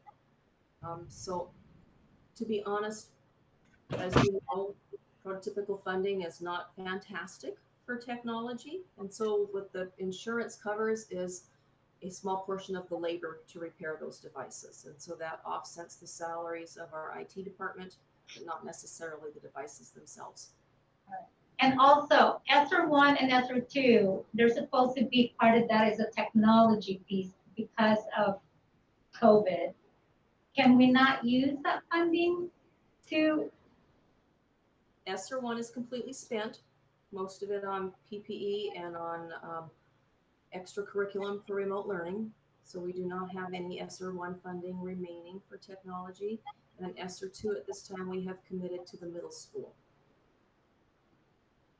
And then the third one, which is ESSER 3, which is also part, is technology. Could we use that one, or is that already encumbered? We have not, and again, that's where we're fortunate enough to be in a position where Mr. Neal and the administrators can take their time and figure out an inclusive plan. So we haven't ruled out anything on ESSER 3. We just haven't really started with ESSER 3. And the only reason why I'm asking is because I remember in our technology plan that was presented to us, there were some recommendations about upgrading the infrastructure that we have in here. So my concern with that is that if we use part of that tech levy or capital funding for the infrastructure or paying the Chromebooks, that then compromises that technology plan that we just passed. It does not. So we actually have funding sufficient for both. So we will be upgrading the infrastructure this summer as well as replacing Chromebooks. Is that something that you can send? I just want to review that, Kim. I just want to see what that looks like, because that is a significant amount that we're taking out of capital levy, which is not, did you just say $95,000 for the Chromebooks? Yes. And we have a Google form that we can share with you where we have some capital levy planning as far as this year and next year and what's on there. And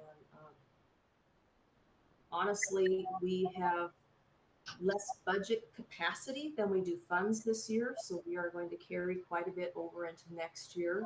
So there is definitely room to accommodate a lot of different pieces this year and next year.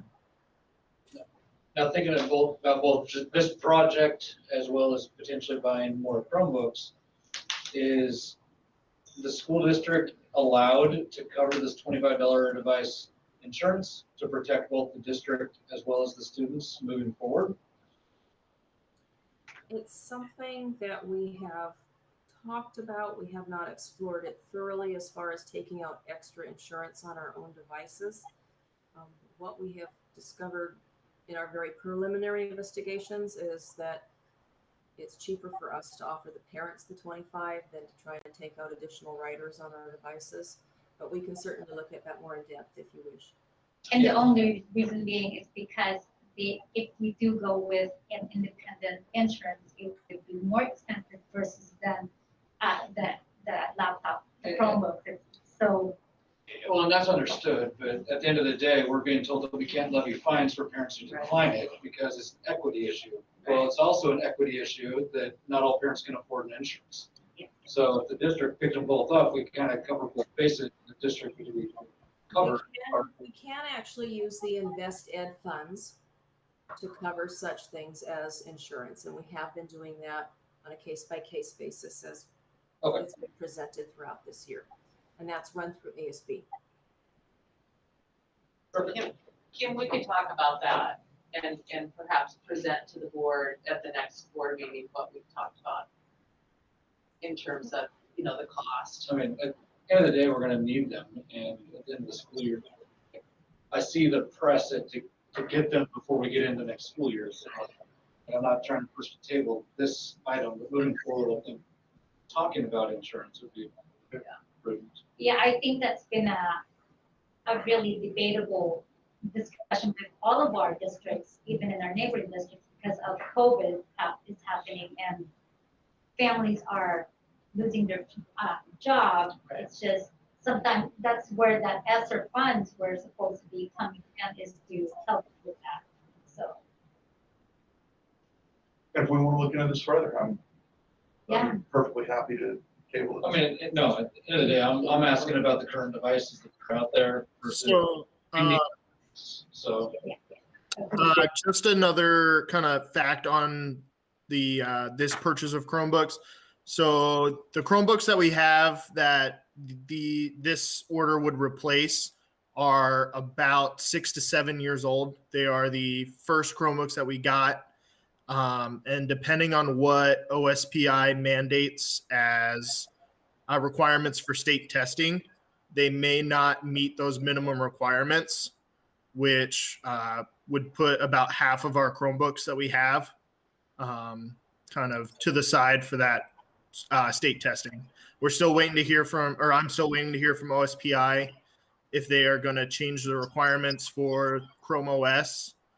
But if they change it just one version, those Chromebooks would be no longer usable for that. Perfect. So ones we're replacing are essentially at the end of their life cycle regardless. Yeah. And this would help us get on a regular life cycle plan. We've really only bought Chromebooks in mass bulk. So we kind of have a lot of gap years where we would run into a shortage. I think I was with you, I'm sorry, confused, because Kim mentioned something about some of those Chromebooks are coming back damaged. And so I thought, okay, so they're more the older. Two separate issues. Yes. That we're discussing. Correct. Yeah. And so the state is de facto going to decommission our hardware for us, and I'm assuming that there's like $0 coming to replace these that they're telling us we can't use anymore. More than likely, yeah. We're still waiting to see. The state does still retain some ESSER funding that was given directly to OSPI. Part of that was specifically to address technology issues. So we're hopeful that there may be some funding available, but And I think obviously not relying on it. Kim, I thought they added additional $25 on the MSOC. That doesn't start for another 2 years. Oh, Mhm. 2 years from now. Yep. Tyler, can you stretch it to 9 years? You know, I really wish we could. I'm surprised they've lasted as long as they have. Him too. Him too. Okay, so is this something we're prepared to move forward on, or everybody's comfortable? Okay, that's been moved and seconded. All in favor, please signify by saying aye. Aye. All opposed, please signify by saying no. Okay, motion carries. Okay, we will consider the new administrative policy 3203 civility. So you have in front of you a new policy, really dealing with civility, promoting an environment that is safe, productive, and nurturing for students. And you can find 5 bullets there. This is from WASDA. So, Okay, that one is not from WASDA, sorry. I'm sorry if you didn't have that information. And Kim asked me to go to some of the other schools that have a civility policy and see if they would share their policies with us. And so I went to the ones that have lawyers on staff that have a civility policy, and that is from those policies. It's not from WASDA. WASDA doesn't have one. Okay. So Debbie, so is this a conglomeration of several districts? And if so, where did they come from? I did it so long ago. I'm not sure. I think what I did is they all had pretty much the same wording. I just took kind of a few words from each one and said the same thing just so I wasn't taking one person's. But I think I looked at Tacoma, and then I looked at, man, I can't remember. It seemed like another school district that was our size, and there weren't a lot of them that had civility policies. I'm sorry. I can't remember right now who the other two school districts were. May I request that we make this a first reading and give us the opportunity to do some? Yeah. Yeah, for sure. You know, I mean, I absolutely agree with all the principles here, but I absolutely can't stand adding policies for the sake of adding policies. I mean, most of what's in this is, I think, covered in 3207, harassment, bullying, and 3210, non-discrimination, 3211, 2023, 3220. We've got all this stuff is in policy already. But I think this is the staff civility, right? In the student section. It's Is it staff overarching. though, or is it It students? is. Student. It is administrators, faculty, staff, Yeah. student volunteers, parents, and other community members. I mean, just reading through it, just first read, It's just. it's duplicate. It's, can we, yeah, let's table. So, yeah, Okay. table it. Done.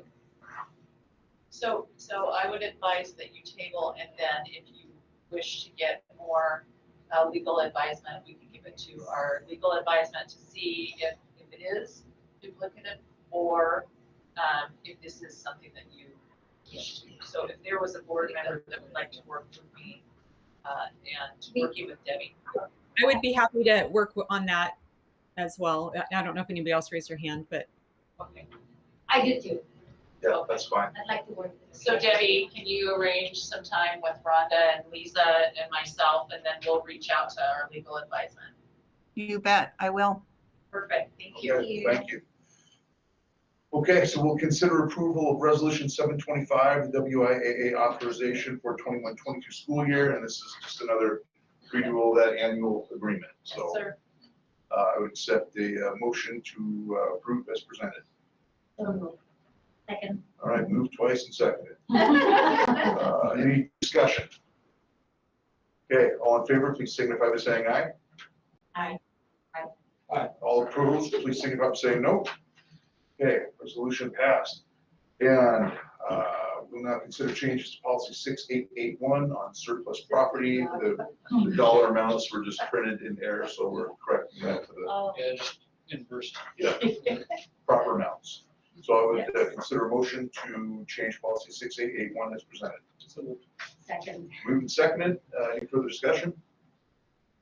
Okay, seeing and hearing none, all in favor, please signify by saying aye. Aye. All opposed, please signify by saying no. Okay, changes. Wait. Superintendent comments.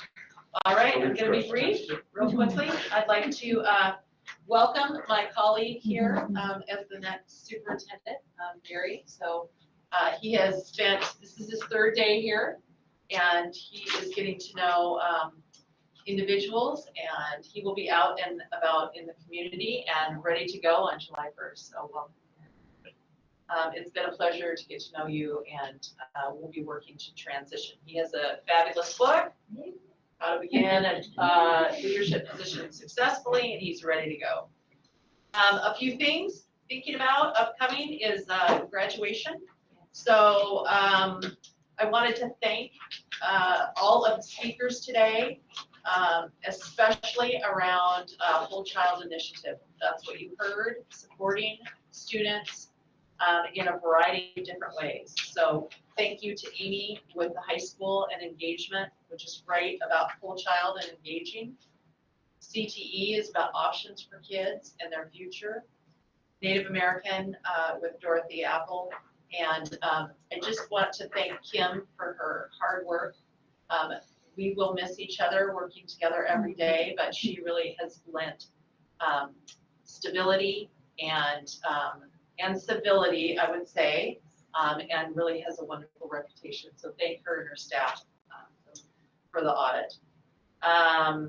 We completed some vaccine clinics last week, and Kirk has been such a great partner. I don't know what else to do for him, but he just really is a wonderful, wonderful partner and such a helpful person in this community. So it's an honor to work with him.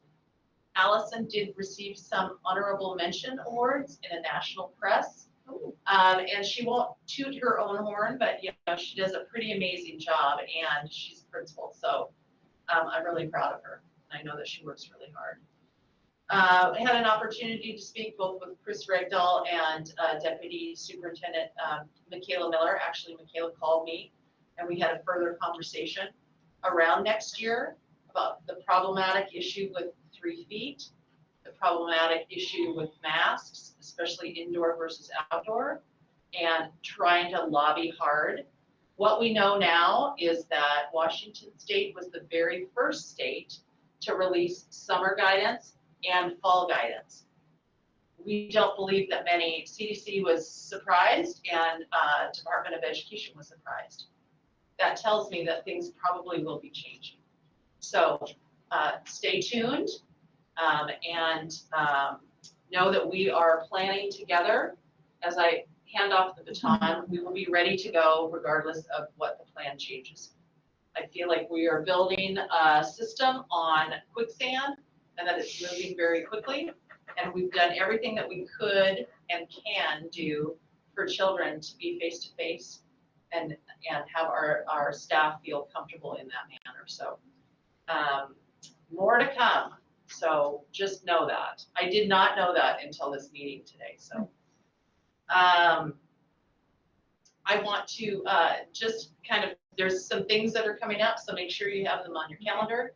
Graduation, absolutely. Also, the Pierce County Skills Center, our seniors will be recognized next week.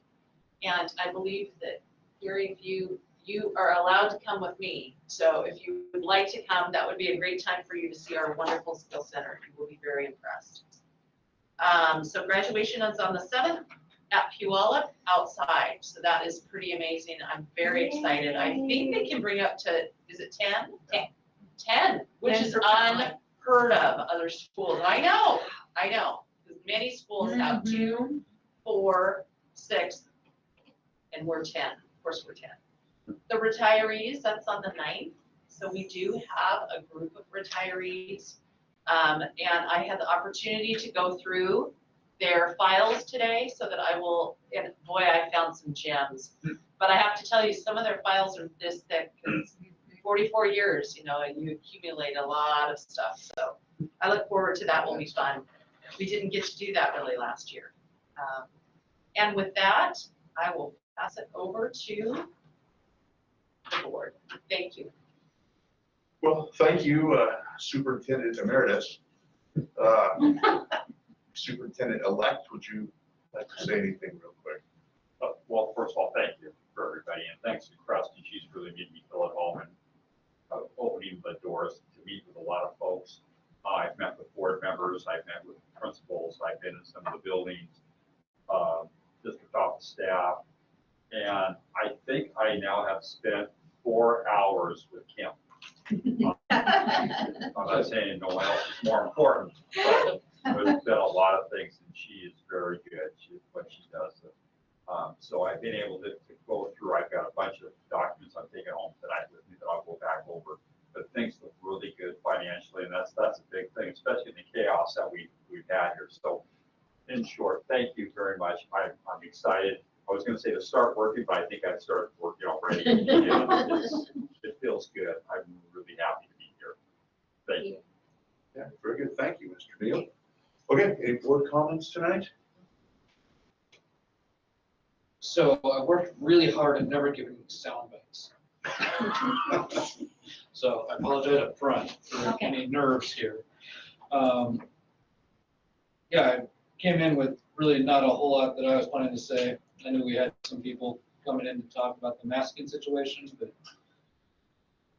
you know, some of the things that were said did resonate. Like one we are forced a lot of policies that I know that we don't necessarily believe in, that are duplicates, that we, at times, really what we're doing, we feel like a rubber stamp to Olympia.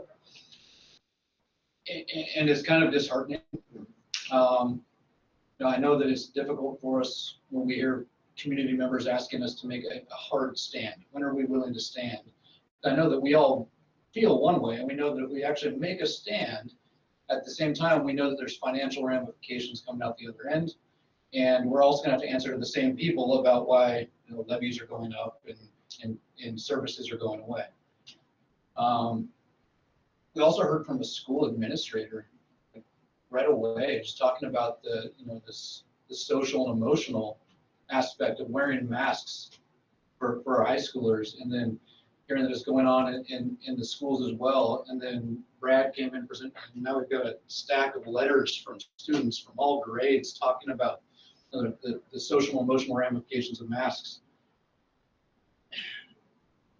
I've always talked about my personal opinions when it comes to vaccines. I've always believed that vaccines are, that's a decision that should, not just COVID. I'm talking pre-COVID, before this pandemic started. I was asked when I was running through the seat my thoughts on vaccines.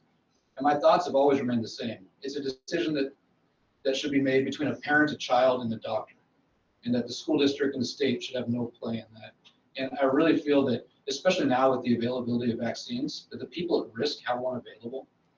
And we need to continue to lobby our officials so that we can actually advocate that our kids can come back with the option of a mask rather than a mandate of a mask, the option of a vaccine rather than a mandate of a vaccine. And unfortunately in society right now, these are not discussions that we can have where we can talk about facts. Everything has become politicized, and as adults, our job is to educate people and empower them to make their own personal individual decisions for what's best for them. And unfortunately, we've done a bad job as adults in society. And we're stuck now with this polarization of a vaccine, of a mask, of safety. And nobody can have a real rational argument anymore. And our kids are the ones losing. We're seeing it here with kids not talking up in class. Class sizes are too small. The sports are falling away. Kids are losing scholarships or not wanting to turn out for sports. I mean, my own daughter graduated last year, and this big exciting event, she didn't even go to her graduation, even though I was there handing out diplomas to students. My own daughter didn't show up because she was like, I'd rather work at Domino's and make a little bit of money. And it's just, that's what our kids are seeing now. So the faster we can get back to normalization is going to be better for everyone. Now, I made pages of notes during the entire thing here, and I've just kind of gone off of them all. Anybody who's known me a long time knows that I have these great presentations, and then as soon as I start talking, they go away. But I really do think that as a board, I would ask that we look into what are the actual physical, tangible ramifications of us making a decision that is in contrast to what the state or county is telling us we have to do. Like, I would like to know the actual dollars. If we decided this is optional, yes, we're encouraging masks, we're encouraging vaccines, but we're not going to be the ones enforcing it. That is not our position, not our role. We're not going to actually mandate this and let people make an educated decision. So I know we have attorneys, like, I would like to know what would be the blowback on us. I know there's an insurance aspect to this. I know that there is state funding. I would like to see dollars so that we can make a better informed decision and educate our constituents as to what and why we're making the decision. If we have to close all of our schools because we decided to do that, then we have to have a bigger discussion. So I would like to see that. And then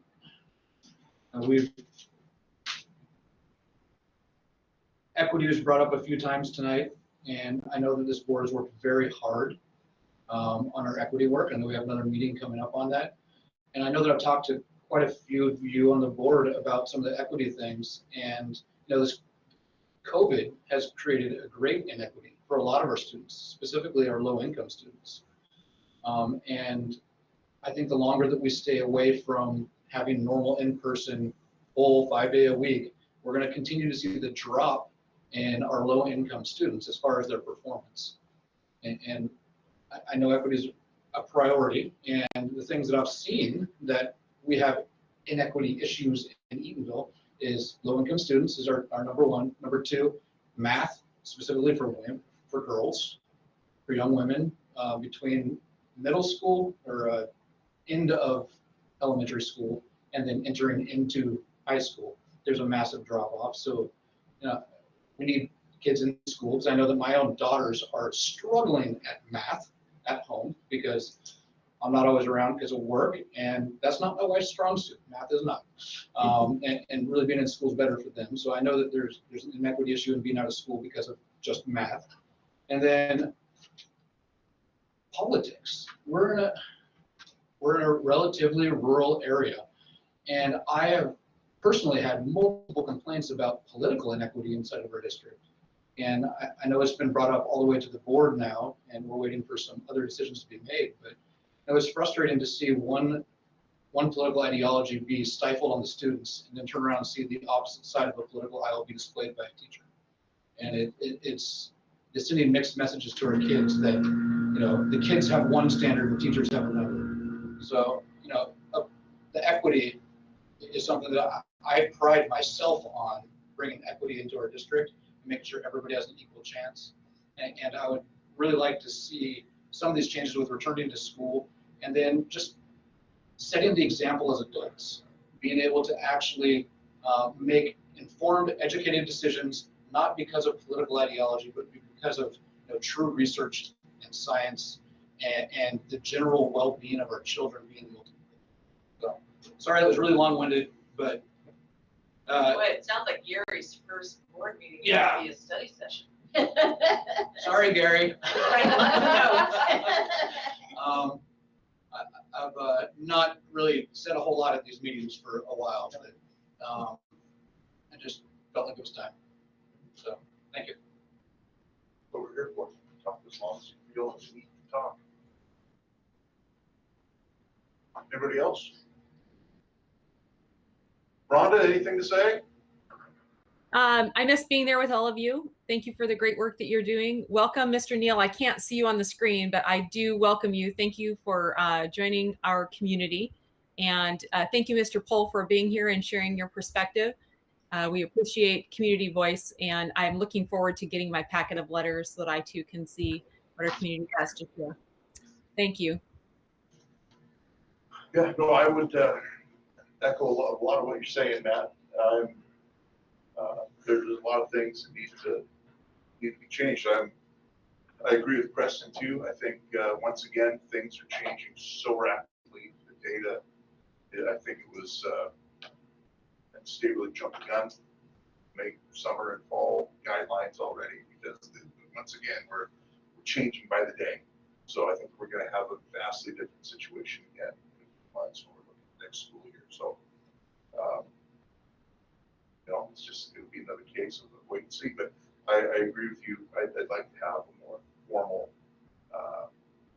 assessment of risks and benefits, and see what they come up with. Because you're right, you're damned if you do and damned if you don't on something like that. So. Sorry, Kim. I know. I know it's going to fall back on your lap, at least maybe. Well, not by July 1st. Yeah, just got 30 days. got the weekend. Yeah. So may I propose that Jeff and the board, may I propose that Gary and I work together. I'm not going to put this on you, Kim, but we can reach out to legal and plan. Maybe there's some questions that you have specifically, and then we can plan probably a study session or something before a board meeting, and make sure that you have all of your questions answered. So I will have Debbie reach out to you, and we will bring our legal team in, and then we can probably also bring in some medical, maybe the IPAC people can come in for. So let's put it together really well, and then it will be, a whole presentation, and the community can have access to it as well. So Can we do it over at the high school? can we do it at the high school? I don't. I'm looking at Gary, it's Oh, to probably, the it's probably not gonna auditorium. be. The actual until July. presentation meeting, like at the high school. Well, well, yeah, all of our, yeah, except for certain things. Yeah. Open, I mean, Open versus executive. Yep, absolutely. but I think in order for it to be a quality presentation, we have to give Preston, Gary, and our legal counsel to put together that Yeah. presentation so that we're not, and in the meantime,